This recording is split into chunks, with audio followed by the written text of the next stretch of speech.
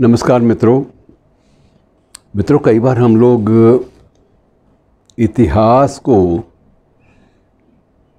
उसके बहुत कुछ महत्वपूर्ण पन्नों को बड़ी आसानी से भूल जाते हैं, लेकिन कहीं भी उनका महत्व जो है वो कम नहीं होता। हमें अब तक विभाजन के नाम पर सिर्फ भारत पाक विभाजन की बात याद है, लेकिन वस्तुस्थिति इसके बिल्कुल विपरीत है। आप खुद भी परेशान भी हो सकते हैं, थोड़े से हैरान भी शायद हों कि ब्रिटिश शासन में 61 वर्ष की अवधि में हमारे देश का 7 बार विभाजन हुआ। 7 बार। सबसे पहला विभाजन इस देश का, हमारे देश का हुआ 1876 में, और 1876 में अफ़गानिस्तान, जो कि हमारे देश का एक अंग था, उसको अलग कर दिया गया। 1904 में दूसरा विभाजन हुआ, उसमें नेपाल को हमसे काट दिया गया। ये मैं औपचारिक रूप से आपको साहित्य की बात नहीं कर रहा, औपचारिक रूप से इतिहास के कुछ तथ्यों को बयान करने का प्रयास कर रहा हूँ, आपसे साझा कर रहा हूँ कि 1876 में अफ़गानिस्तान कटा, और उसके बाद 1904 में नेपाल कटा, और 2 वर्ष के बाद 1906 में भूटान को भी काट दिया गया। भूटान भी इसी हमारे देश का एक हिस्सा था। 1907 में मित्रों पहली बार तिब्बत को भी काट दिया गया। तिब्बत भी हमारे देश का हिस्सा था। और उसके बाद 1935 में श्रीलंका, जो कि प्राचीन समय में सिंगल द्वीप के नाम से जाना जाता था, उसको भी काट दिया गया। ये भी एक विभाजन की सारी दास्तानें हैं जो कि दर्ज है इतिहास के पन्नों पर। और उसके बाद 1937 में म्यांमार यानी बर्मा हमसे काट दिया गया, और फिर पाकिस्तान 1947 में आपके सामने है। कितने पाकिस्तान बनेंगे, कितना अभी खंड खंड होगा देश हमारा, अभी कुछ कहा नहीं जा सकता। लेकिन अखंड भारत बने तो बहुत अच्छी बात है, लेकिन अखंड भारत अगर नहीं भी बनता तो कम से कम ये संकल्प तो मन में रखिए कि अब इसके बाद और विभाजन इस देश का हम नहीं होने देंगे किसी भी आधार पर।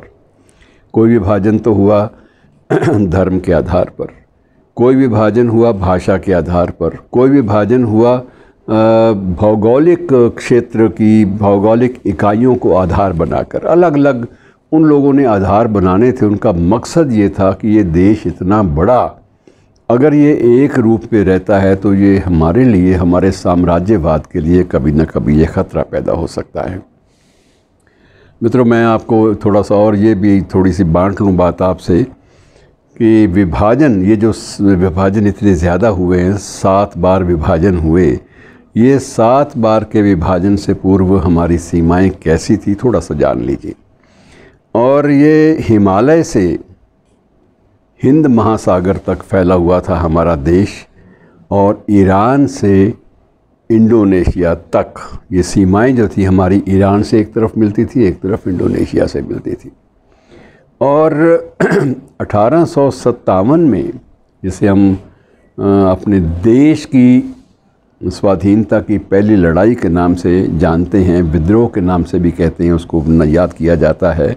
हमारा देश 83 लाख वर्ग किलोमीटर में फैला हुआ था। 83 लाख वर्ग किलोमीटर में फैला हुआ था।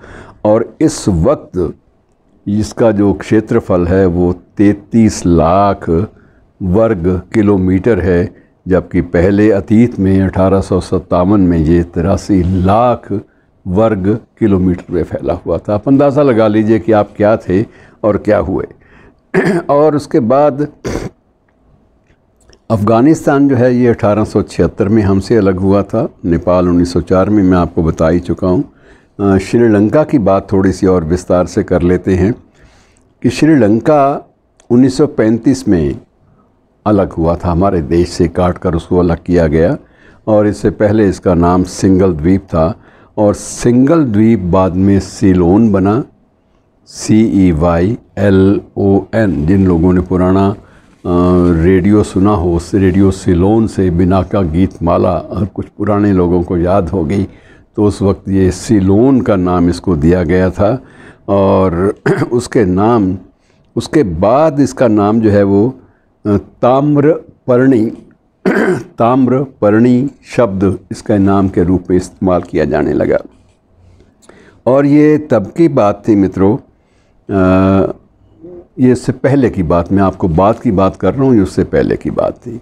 ये तब की बात थी जब इस देश में सम्राट अशोक का शासन था। उस वक्त इस देश का नाम, आज जो श्रीलंका है, इस देश का नाम उस समय ताम्रपर्णी था।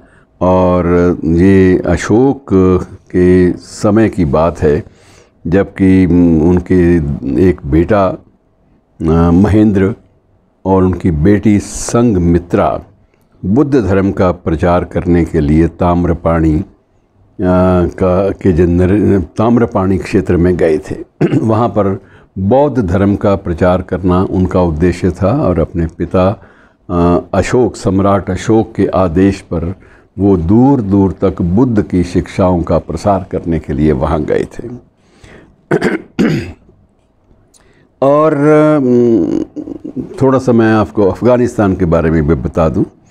अफ़गानिस्तान जो है, इसका नाम उपगणस्थान था। उपगणस्थान इसका पुराना नाम था।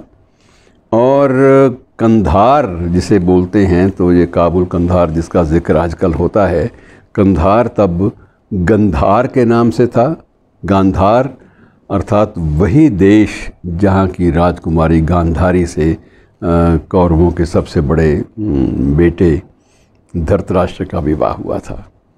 तो ये गांधारी का मायका था। और उसके बाद मूल रूप से अगर आप पुराने कुछ देख लें, कुछ पुरानी जो चीज़ें मिलती हैं आजकल, दुर्लभ चीज़ें हो चुकी हैं, जब भी अब उनकी उपलब्धि सामान्य नहीं रही, लेकिन पुराना इतिहास, पुराने ताम्रपत्रों पर दर्ज की गई आलेख, उन सब का अगर आप अध्ययन करेंगे तो आपको ये मिलेगा कि ये गांधार जो है,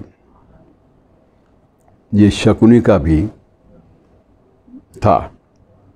शकुनी का संबंध इसलिए था कि शकुनी गांधारी का भाई था और एक भाई के रूप में उसने युद्ध क्षेत्र में अपने भांजों के साथ पहले तो उनको द्यूत विद्या, जुए की लत डाली। और जुए में जीतने के बाद उसने उसके बाद जो किया, ये महाभारत काल की कहानी, ऐसे दोहराने का कोई फ़ायदा नहीं है क्योंकि बहुत सारा इतिहास छूट जाएगा। और उसके बाद मित्रों, म्यांमार पर आ जाइए। म्यांमार का पुराना नाम था ब्रह्मा देश। तो ब्रह्मा देश जो था वो अलग से जब बना तो उसको बर्मा का नाम ब्रिटिश साम्राज्यवादियों ने दे दिया। और यहाँ एक हिंदू सम्राट आनंद व्रत जो था उसका शासन था जब ये नाम बदला गया और जब इसको अलग किया गया। इस तरह से नेपाल पुराने वक्तों में इसका नाम जो था वो देवधर था। देवधर। तो नेपाल का नाम भी जो है वो बदला गया। लुम्बिनी में वहाँ गौतम बुद्ध का जन्म स्थल है, वो आपको मालूम है कि लुम्बिनी में जन्म हुआ था। और यहाँ तक आप कुछ भी कहें, लेकिन इतिहास और पौराणिक आख्यान जो हैं इस बात के गवाह हैं कि सीता का जन्म भी नेपाल में हुआ था। और जनकपुर, जो महाराजा जनक की साम्राज्य की राजधानी थी जनकपुर, उसी राजधानी में महाराजा जनक के यहाँ जनक सुता अर्थात सीता का जन्म हुआ था। तो बहुत सारी चीज़ें ऐसे रेफरेंस, ऐसे संदर्भ मिल जाते हैं जो हमारे व्यापक देश की अनेकता में एकता के सूत्र हमें थमा देते हैं कि ये पकड़िए, आप एक थे कभी। और उसमें जितने भी हमारे पौराणिक पात्र हैं, जितने भी हमारे प्राचीन ग्रंथों में वर्णित पात्र हैं, जितने उपनिषदों में पात्र जिनका जिक्र भी है, उपनिषदों की कथाओं में भी, वो सारे के सारे पात्र इन्हीं समूचे 7 देशों में जो अब स्वतंत्र राष्ट्र हैं इनमें फैले हुए थे। तक्षशिला और मोहनजोदड़ो, सिंधु घाटी सभ्यता, ये सारी की सारी सभ्यताओं से हमारा वही संबंध रहा है जो नाभि और व्यक्ति की जीवन रेखा से होता है। तो नाभि कमल भी इसको बोलते हैं। तो ये प्रकार से इसका जो इसी तरह से थाईलैंड बीच में मैं भूल गया, लेकिन थाईलैंड का उल्लेख इसलिए अलग से नहीं किया जा सका कि थाईलैंड ये भी 1939 तक इसको नाम श्याम देश, इसका नाम था श्याम देश। और ये बुद्धिस्ट जो मंदिर जो थाईलैंड में आज भी मौजूद हैं, ये उस काल में बने थे जब 3री शताब्दी का समय था। 3री शताब्दी में निर्मित हुए थे बौद्ध मंदिर, जिनकी मौजूदगी आज भी इस बात की गवाही देती है कि हमारी संस्कृति का विस्तार कहाँ तक था। कोई अथाह है, इसका कोई भी आपको रूपरेखा नहीं मिलती। आप जब राम कथाओं की बात करते हैं तो राम कथाएँ इंडोनेशिया में, जावा, सुमात्रा, बाली, इन सब में फैली हुई थी। तो हम कितने विशाल थे आकार में, पृष्ठभूमि में, इतिहास में, इन सब बातों में हम कितने विशाल थे और हम कितने छोटे पड़ गए हैं। उस हिसाब से अब इसका और अधिक विभाजन ना हो, ये संकल्प भी हमें लेना है और ये कामना भी करनी है कि हम लोग इतने मजबूत रहें कि इस देश का 8वां विभाजन नहीं होगा। धन्यवाद।